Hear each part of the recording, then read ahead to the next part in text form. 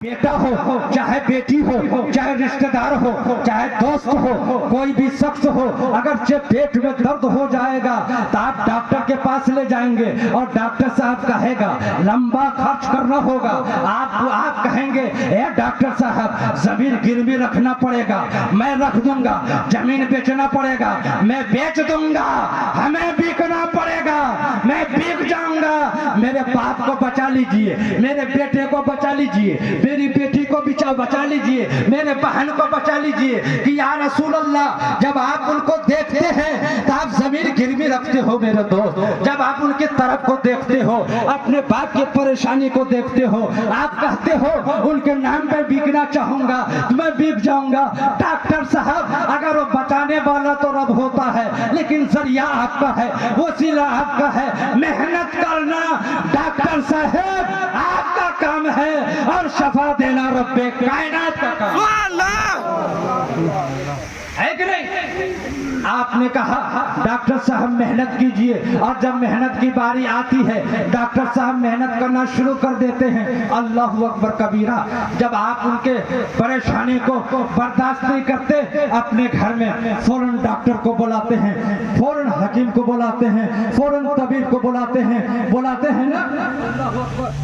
हैं ना? अल्लाह सलामत रखे। बुलाते हैं कि नहीं बुलाते हैं? मेरे दोस्तों, आपके बाप या हमारे बाप या आपकी माँ या मेरी माँ या आपके खेशोए कारिफ या हमारे या समाज के या मोहल्ले के अंधेरी कोठरी में ना कोई बिजली का इंतजाम है, ना कोई रोशनी का इंतजाम है, ना कोई तकिए का इंतजाम है, ना कोई बिस्तर का इंतजाम है। अल्लाहु अकबर। जब बारिश होती है तो आप अपने बाप के लिए छाते का इंतजाम करते हो, जब गर्मी पड़ती है उनके लिए पक्के पंखे का इंतजाम करते हो, जब उनको गर्मी लगती है उनके लिए कूलर का इंतजाम करते हो, जब उन्हें गर्मी लगती है तो मेरे दोस्तों कई इंतजाम उनके लिए आप अपने आप को मेहनत करके लगा देते हो कि मेरे बाप को, चाहे मेरी माँ को, चाहे मेरे बहन को, चाहे मेरी बेटी को किसी तरह की सहमत नहीं हो, किसी तरह की तकलीफ नहीं हो, उनको किसी तरह की परेशानी नहीं हो। आप बर्दाश्त नहीं करते, लेकिन कब्रिस्तान जाइए,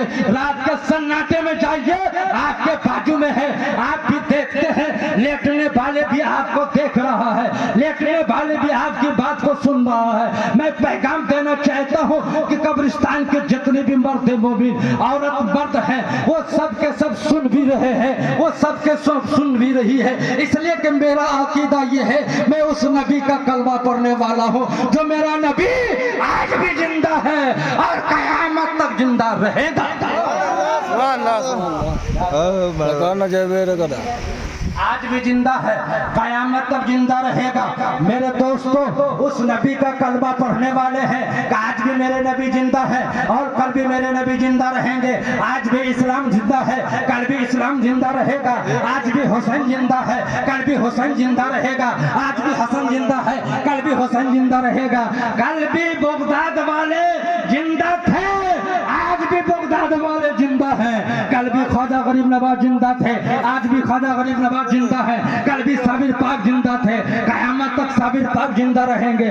बल्कि पूरी कायनात में जितने भी अल्लाह के मुक़द्दस ओली हैं, अब्दाल हैं, कुतुब हैं, औताद हैं, कल भी जिंदा थे और कयामत तक जिंदा रहेगा।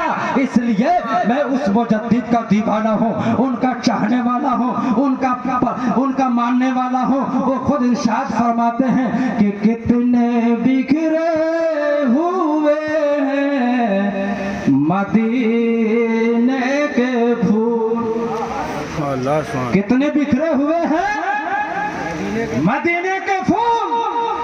करबला तेरी किस्मत पे लाखों सलाम, करबला तेरी किस्मत पे लाखों सलाम। इसलिए कि आप उस नबी के चाहने वाले हैं जो आज पूरी कायनात में डंके के चोट पे अल्लाह के मुकद्दस वली अपने रोजे अतहर में आराम करने वाले आराम फरमा रहे हैं। वो मुर्दा नहीं है बल्कि जिंदा है।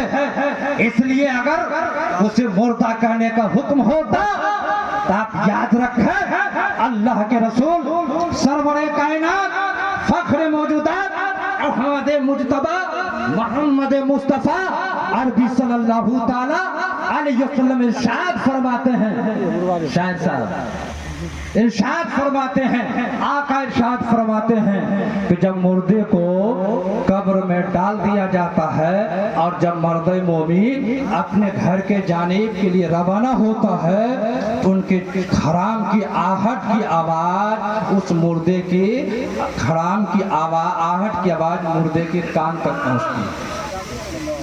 क्या पहुंचती है?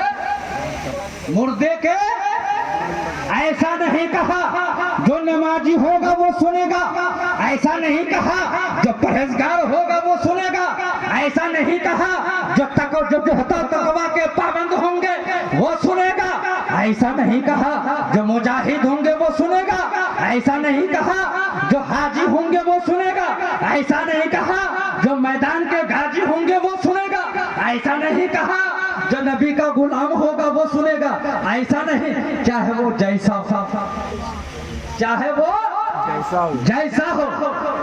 अच्छा हो या खराब हो, पाक हो नापाक हो, लेकिन वो सुनेगा। क्या करेगा? सुनेगा। जब एक शराबी सुन सकता है, एक बदकार, एक शियाकार सुन सकता है, जब वो मरने के बाद सुनने की सलाहियत रब अदा कर सकता है, तो मेरे गौस का क्या आलम होगा जब हिंदुस्तान के ख्वाजा का ये आलम है, तो मेरे दोस्तों मदीने वाले राजा का क्या आलम? मदीने वाले राजा का